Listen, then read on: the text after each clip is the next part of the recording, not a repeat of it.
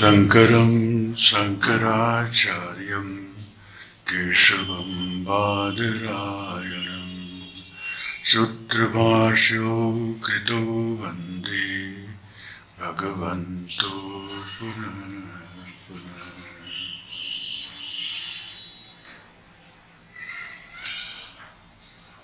भज गोविंदम।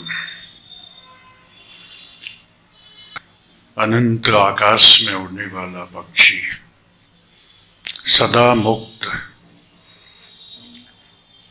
अबाध उद्यान का आनंद लेने वाला पक्षी पृथ्वी के ऊपर में उतर आया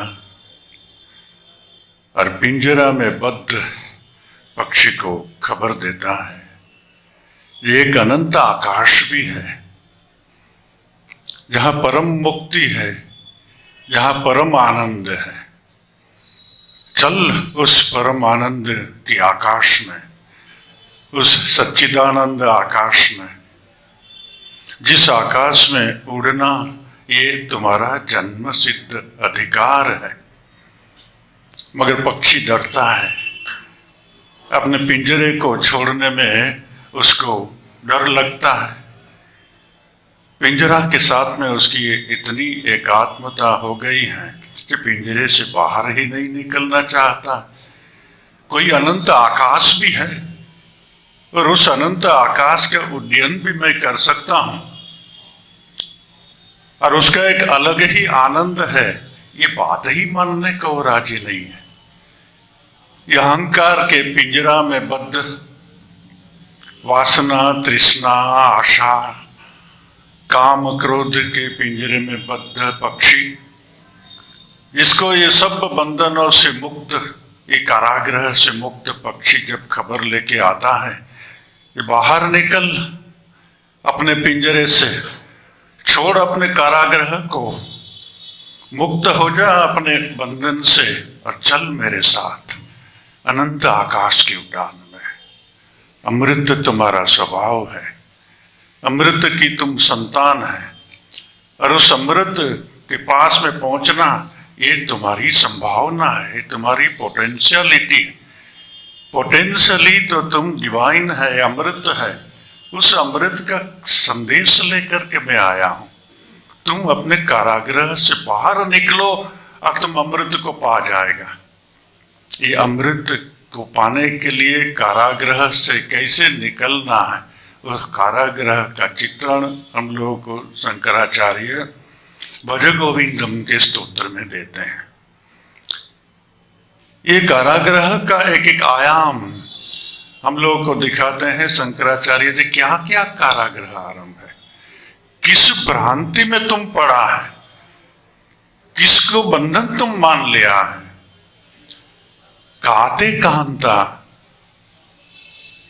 धन गत चिंता, तुम किस संसार की चिंता कर रहा है। कौन काम, कौन धन, कौन संसार की चिंता कर रहा है। तुम चला रहा है, तुम्हारा कोई नियंता भी है और नियंता ही तुम्हारा ये संसार चला रहा है और तुम ये मानता है कि ये मैं चला रहा हूं।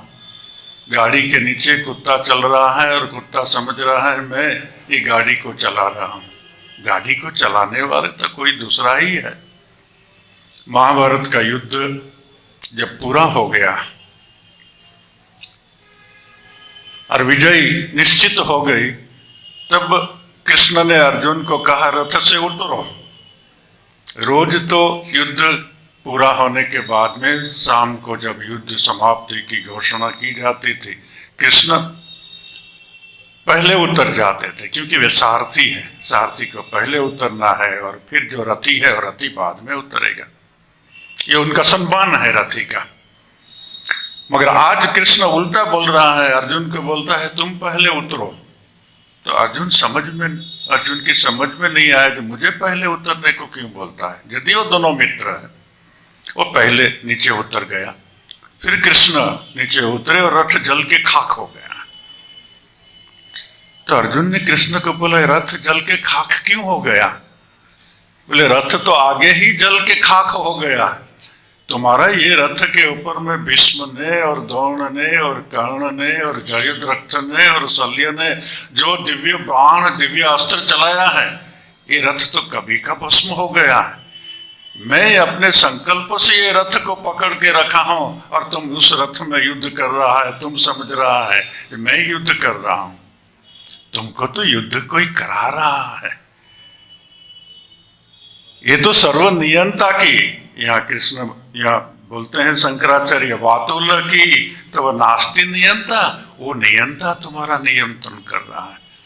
शंकराचार्य एक खबर हम लोगों को लेके आते, छोड़ो अपना अहंकार, छोड़ो अपनी माया, धन की चिंता, काम की चिंता, और उसकी शरण में चल जाओ। भज गोविंदम भज गोविंदम भज गोविंदम मूढ़ मते।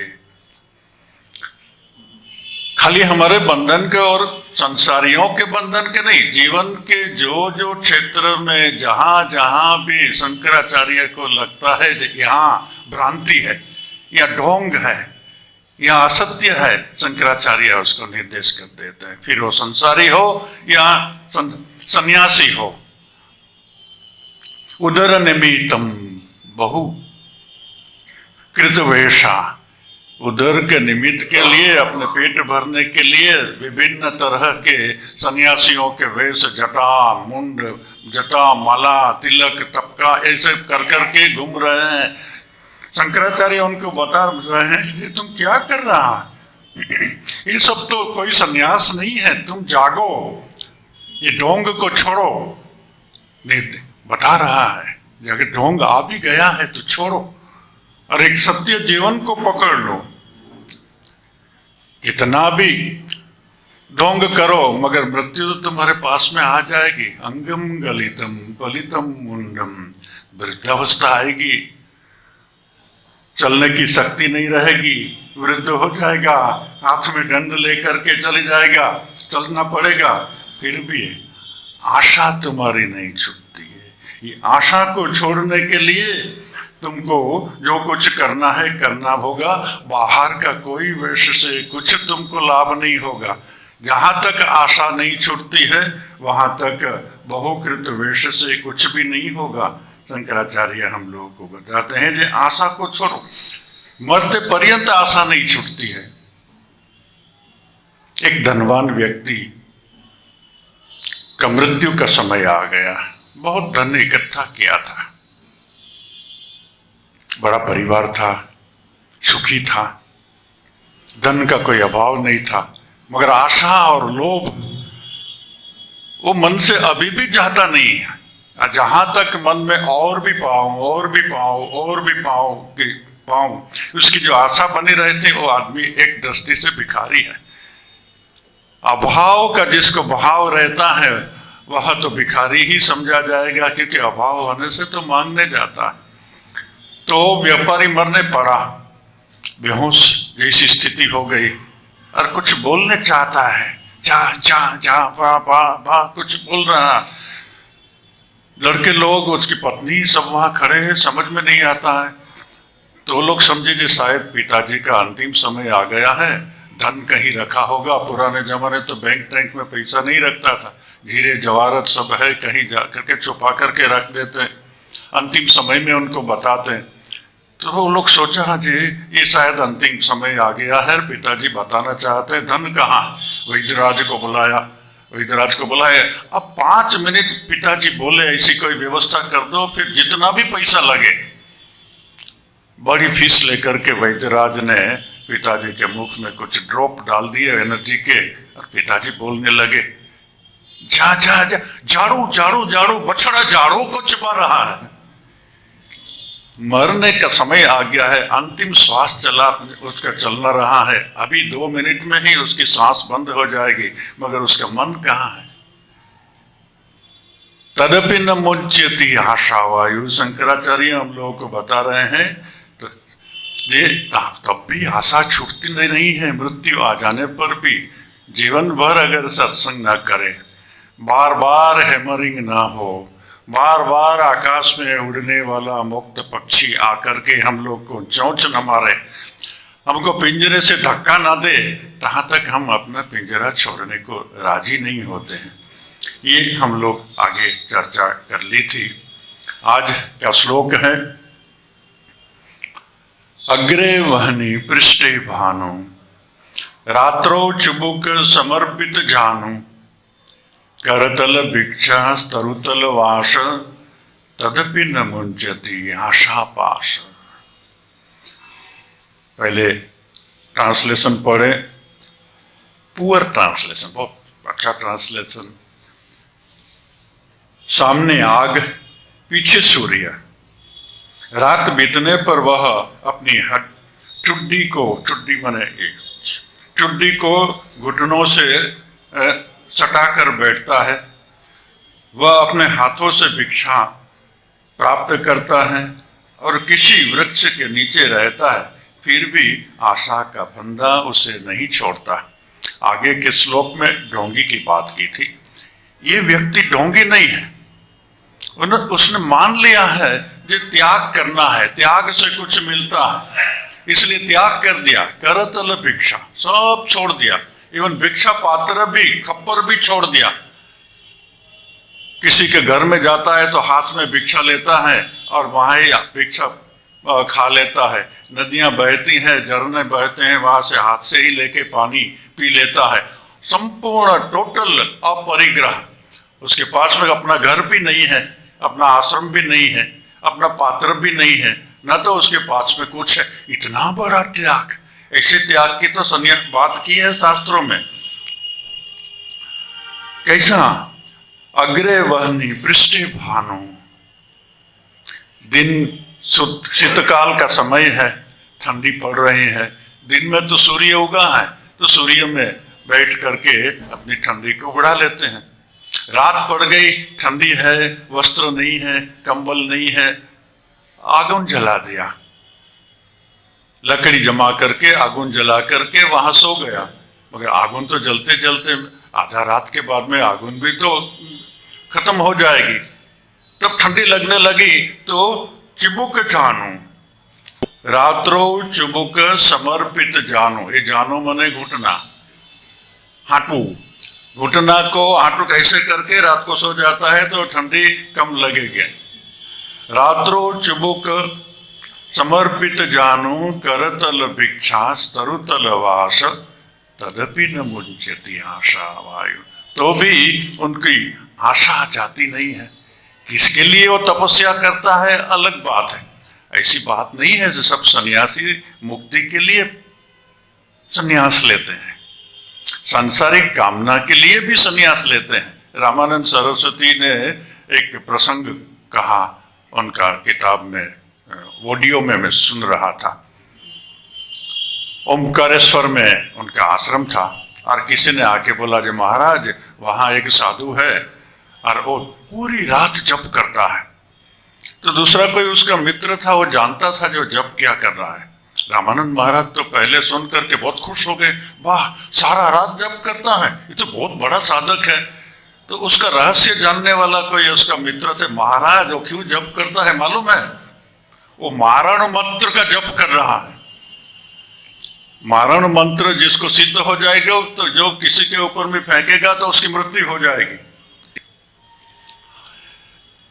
तो ये मारण मंत्र का जप, तो साधना भी जो करते हैं, त्याग तपस्या भी किया है, वो सब समय ही मुक्ति के लिए, ऐसी बात नहीं है।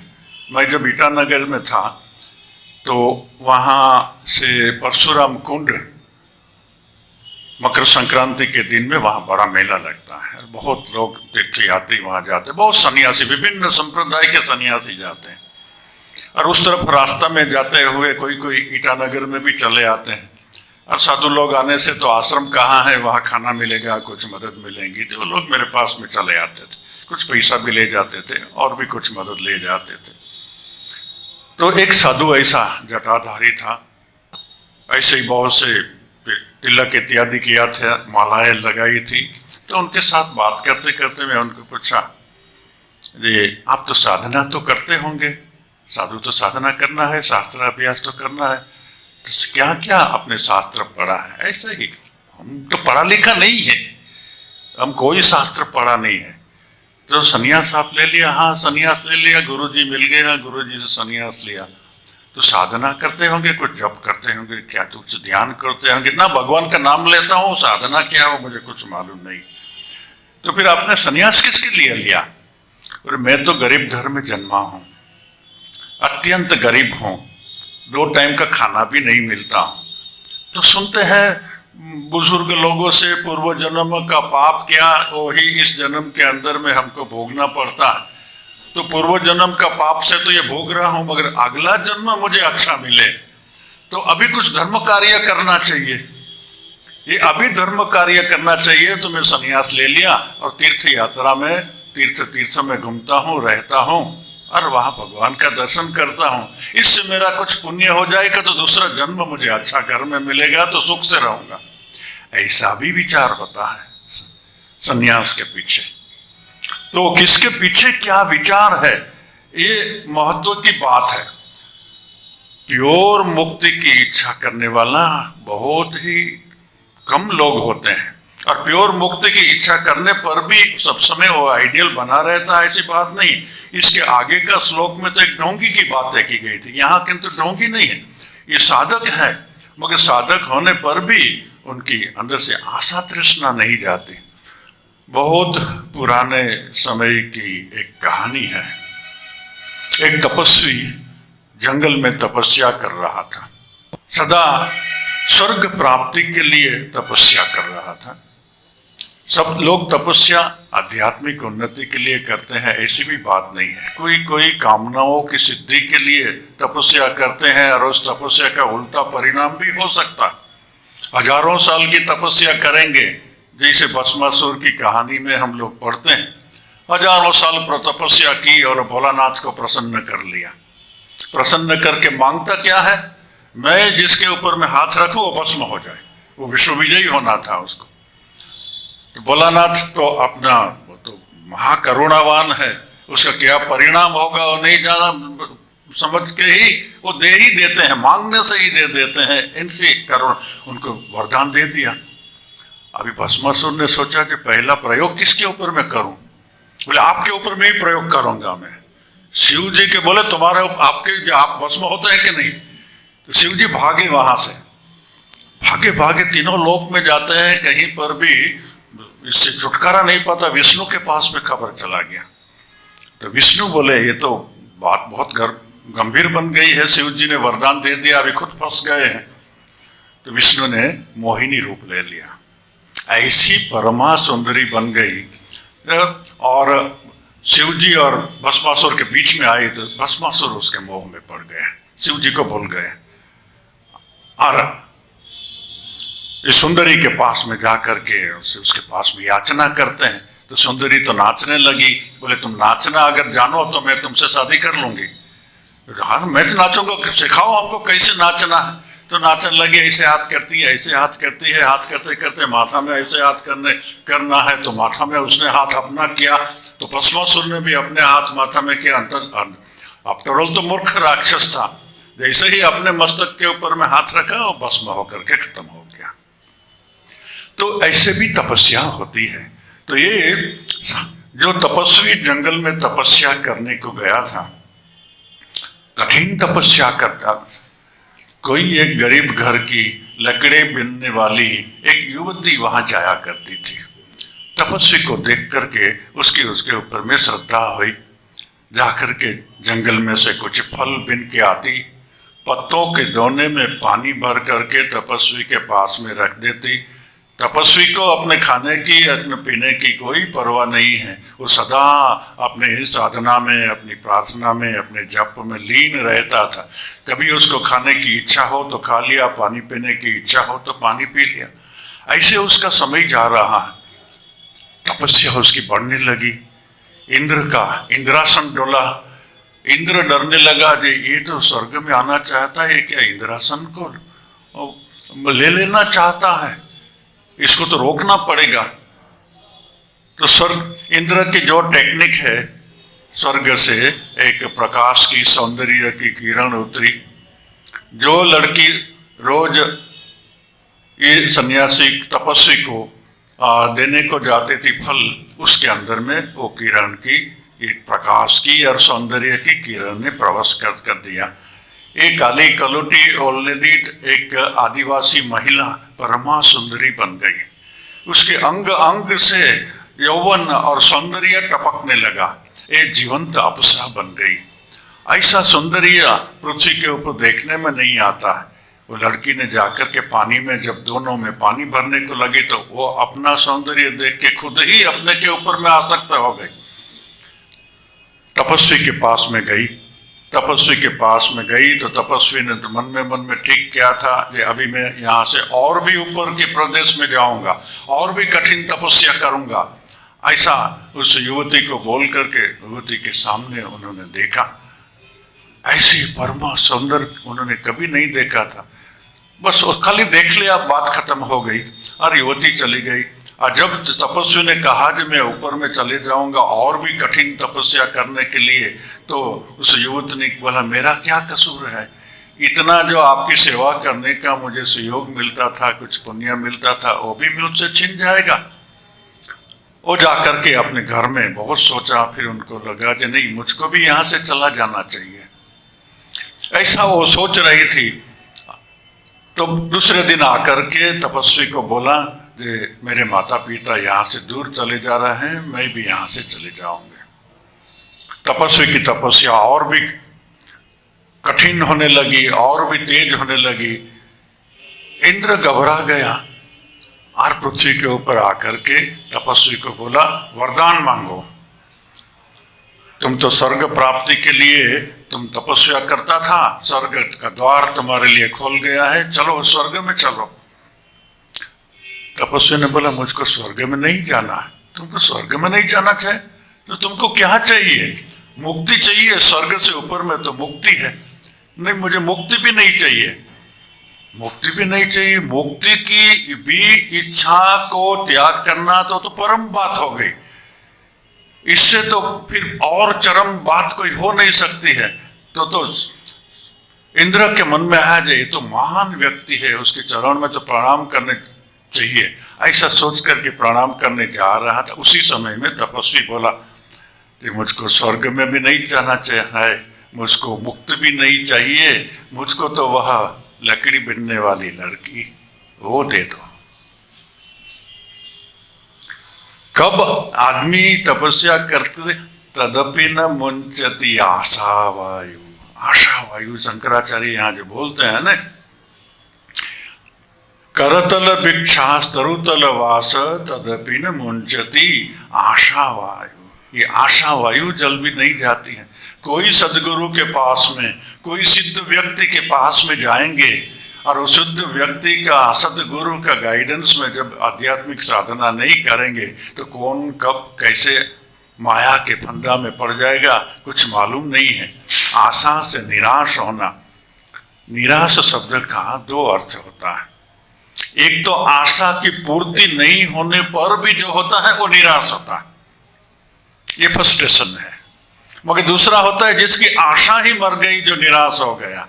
माने न आस नहीं, माने नहीं जो है, जिसकी आशा ही नहीं है, ऐसा निराश होना ये आध्यात्मिक साधना का एक परम अंग है, जिसके अंदर में परम संतोष आ जाता है, तृप्ति आ जाती है। वही संतोषी हो सकता है, वही आशा रहित निराश व्यक्ति ही बन सकता है।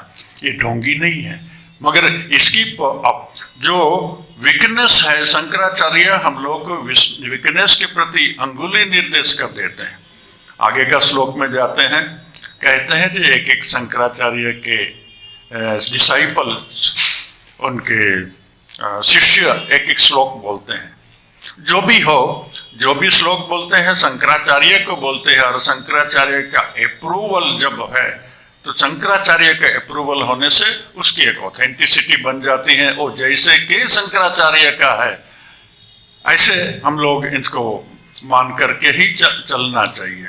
नेक्स्ट श्लोक है, कुरुते गंगा सागर गमनम व्रत परिपालनम अथवा दानम ज्ञान विहीन सर्वमतेन भजते न मुक्ति जन्म सतेन। कुरुते गंगा सागर गमनम। अभी दूसरी ओर में निर्देश कर रहे हैं, ट्रांसलेशन पढ़ लें। कोई तीर्थाटन करता हुआ गंगा सागर जा सकता है, वह अपने व्रत का पालन अच्छी तरह कर सकता है। तीर्थ यात्रा व्रत पालन या ज्ञान में अपना सर्वस्व या दान में अपना सर्वस्व दे सकता है, परंतु सभी संप्रदायों के मतानुसार ज्ञान विहीन प्राणी मोक्ष प्राप्ति का अधिकारी नहीं बनता। कुरु ते गंगा सागर गमनम व्रत परिपालम अथवा दानम। तुम तीर्थ यात्रा में जाओ, गंगा काशी में आओ या सागर में जाओ, रामेश्वर में, और सब तीर्थों का संगम स्थान सागर स्थान करो। अथवा दूसरा अर्थ है वेस्ट बंगाल में गंगा सागर जहाँ है, गंगा सागर में स्नान करो, कैसे भी व्रत रखो, व्रत का परिपालन करो, अपना सर्वस्व दान दे दो, मगर फिर भी ज्ञान विहीनम सर्वमतेन भजति न मुक्ति जन्म सतेन। इसमें बहुत कुछ समझने का है। शंकराचार्य जब ये बोलते हैं, हम लोग शंकराचार्य बोलते हैं, ऐसा ही बोलेंगे, उनके शिष्य भी शंकराचार्य के अप्रूवल से बोल रहे हैं। तो दान, तीर्थ यात्रा, व्रत परिपालन, गंगा स्नान, सागर स्नान, क्या उसका कोई मूल्य नहीं है? ज्ञान प्राप्ति में डायरेक्ट तो कोई मूल्य नहीं है। जो भक्ति मार्ग में जाता है और जिसके अंदर में भक्ति जागृत हो जाती है, तो फिर उनको ये कोई भी वस्तु का जरूरत नहीं पड़ता है। मगर तीर्थ यात्रा में गया, दान दिया, व्रत किया, उसका एक लाभ है, ये आध्यात्मिक साधना की एबीसीडी है। निष्काम भावना से अगर कोई करे तो उसकी चित्त शुद्धि होती है, और चित्त शुद्धि हुए बिना ज्ञान नहीं होता है। मगर इस चित्त शुद्धि के लिए ये मैं कर रहा हूं, ये समझने के बदले इसको ही अगर सर्वस्व समझे तो फिर वो अटक जाएगा यहाँ, फिर आगे नहीं बढ़ेगा, क्योंकि बिना ज्ञान का तो मुक्ति हो नहीं सकता। फिर बिना ज्ञान या बिना निष्काम भक्ति के बिना ज्ञान नहीं हो सकता है। क्योंकि शास्त्रों में बोलते हैं ज्ञाने नैव तु कैवल्यम, ज्ञान से ही मात्र कैवल्य होता है या भक्ति से ही कैवल्य होता है। और जिसको ऐसी भक्ति आ गई, गुरु कृपा से दृढ़ निश्चय हो गया, फिर उसको कुछ भी नहीं, तीर्थ यात्रा, व्रत परिपालन, दानन, क्या वो कैसे भी पाप भी करे तो पाप से भी उसको मुक्ति हो जा सकती। बंगाल में एक बहुत सुंदर बंगाली भाषा में एक भजन है, ये शायद अति दृढ़ श्रद्धा और भक्ति का जैसे चरम सीमा का ये भजन है। ऐसा उस भजन का शब्द को पढ़ करके और भजन सुन करके आप सबने सुना होगा, हमी दुर्गा दुर्गा दुर्गा बोले माँ जदी मरी। मैं दुर्गा दुर्गा दुर्गा बोलते माँ अगर मरी तो क्या होगा? आखिरे यही दिने ना तारो कोमोने जानो जाना चाहे गो शंकरी। हमी दुर्गा दुर्गा दुर्गा बोले, मैंने दुर्गा दुर्गा बोलते मैं जब मरने का समय आया, मेरे हृदय के अंदर में दुर्गा माँ की जीवंत मूर्ति है, और उस मूर्ति को मैं देखते हुए दुर्गा दुर्गा दुर्गा बोल के अगर मैं मरूं तो मैं देखूंगा, माँ को चैलेंज करते हैं बाहर में, माँ की मूर्ति के पास में माँ को चैलेंज कर देखता हूं तुम कैसे मुझको मुक्ति नहीं देती है। माँ को भी भगवान को भी चैलेंज करने का जिसका ऐसा दृढ़ श्रद्धा है, उसको फिर जगत का कोई पाप स्पर्श नहीं कर सकता। फिर उसको और कोई साधना की, व्रत, तीर्थ पालन, गंगा स्नान, सागर स्नान, कुछ की जरूरत नहीं है। फिर अपनी श्रद्धा को कैसे प्रकट करता है, अद्भुत। नाशी गो ब्राह्मण हत्या कोरी भ्रूण, सुरापान आदि विनाशी नारी, ये सब पातक ना भावी तिले के ब्रह्म पद नीते पारे। हिंदू धर्म में 4 पातक 4 वस्तु को महापाप का कारण बताया गया। एक तो गौ हत्या, गौ हत्या का महापाप है। दूसरा ब्रह्म हत्या, ब्राह्मण की हत्या का महापाप माना गया। तीसरा भ्रूण हत्या, फीटस, गर्भ, जो माँ के गर्भ में, गर्भ को अगर मार देना वो महापाप माना गया। चौथा नारी हत्या को महापाप माना गया। ये 4 महापाप माना गया है। तो ये जो भक्त है बोलता है नाशी गो ब्राह्मण और गौ को अगर मैं नाश कर दूं, मैंने मार दूं, हत्या कोरी भ्रूण को भी अगर मार दूं, मारेगा ऐसी बात नहीं है, मगर ऐसा भी अगर कर दूं, सुरापान, शराब भी पी करके मस्त हो जाओ, विनाशी नारी को भी खत्म कर दूं, हत्या कर दूं, ये सब पातक ना भावी तिले के, अगर कुछ हो भी गया है तो हमारा तिले थोड़ा सा भी मन के अंदर में चिंता हमको नहीं है, क्योंकि मैं तुम्हारा नाम लिया है, दुर्गा दुर्गा दुर्गा बोले माँ यदि मरी तो कि होवे ब्रह्मपद नीते पारे, तखन ब्रह्मपद। ऐसी जहां भक्ति है वहां कोई तीर्थ यात्रा, कोई दान पुण्य धन, कोई व्रत उपवास की जरूरत नहीं है, मगर ये श्रद्धा आनी बहुत मुश्किल है। अगर श्रद्धा नहीं आती है और हम लोग पीछे, आशा के पीछे, तृष्णा के पीछे, अहंकार की तृप्ति के लिए दौड़ते रहते हैं। कबीर हमारे सामने बहुत अच्छा पिक्चर बताते हैं। भजन फेमस है मगर बहुत गंभीर अर्थ है। पानी में मीन पियासी, देखत सुन सुन आवे हासी।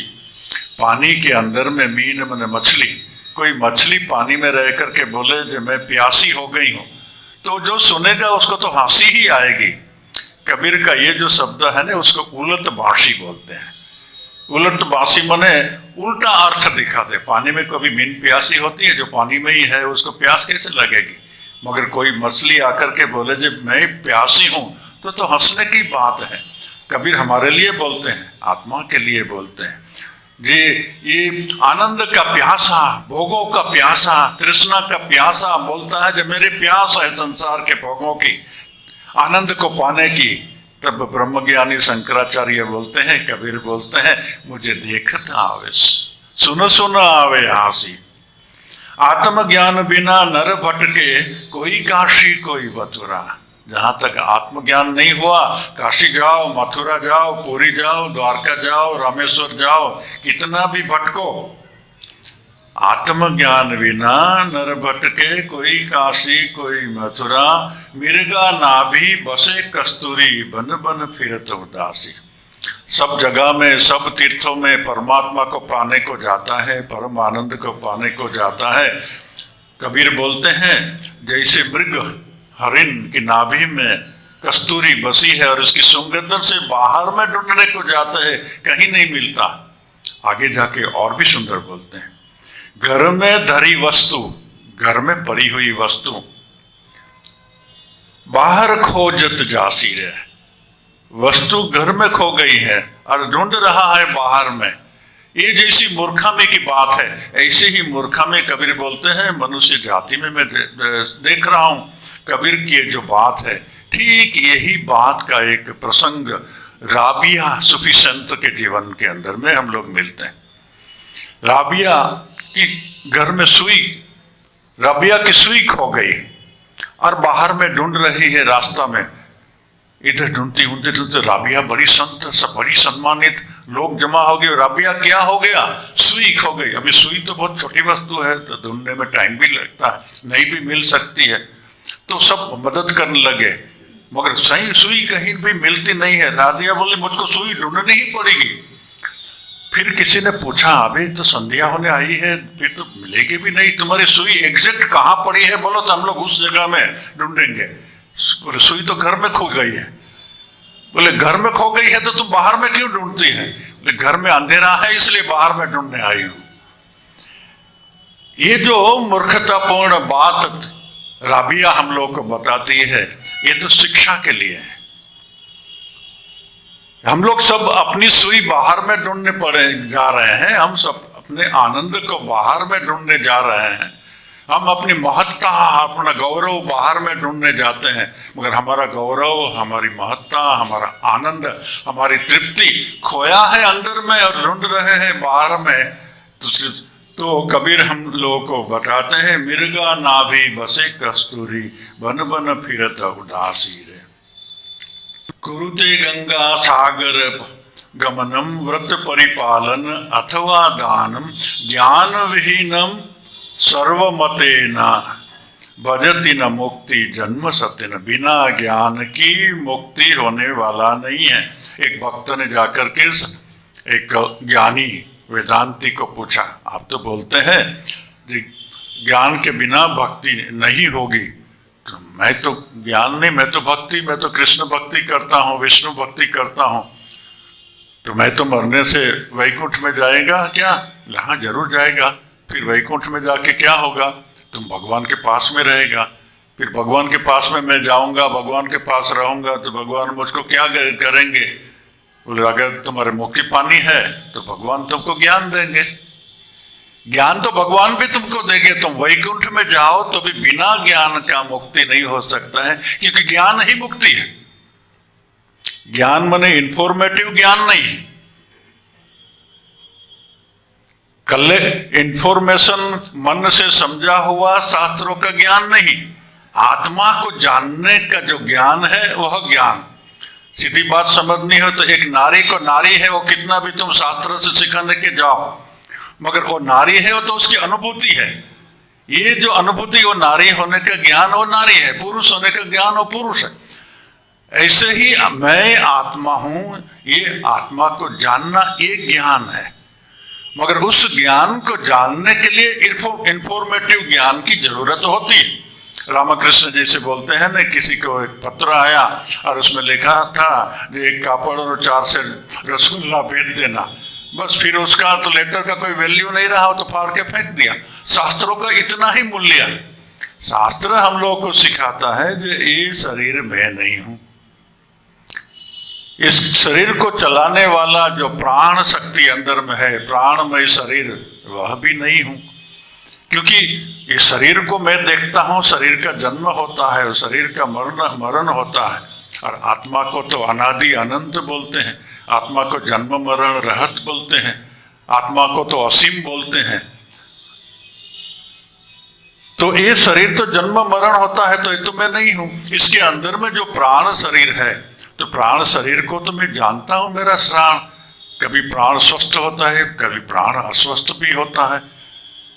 तो जिसको मैं देखता हूं वह मैं नहीं हूं। ये तो सीधा जनरल लॉजिक है।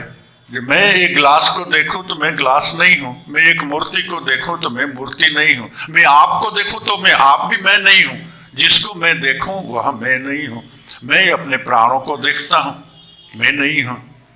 इस प्राण जिसकी शक्ति लेके प्राणवान होते हैं वह मन भी मैं नहीं हूं, क्योंकि मेरा मन कभी अच्छा होता है, कभी खराब, कभी पुण्य लगता है, कभी पाप, कभी दुखी होता है, कभी सुखी होता है।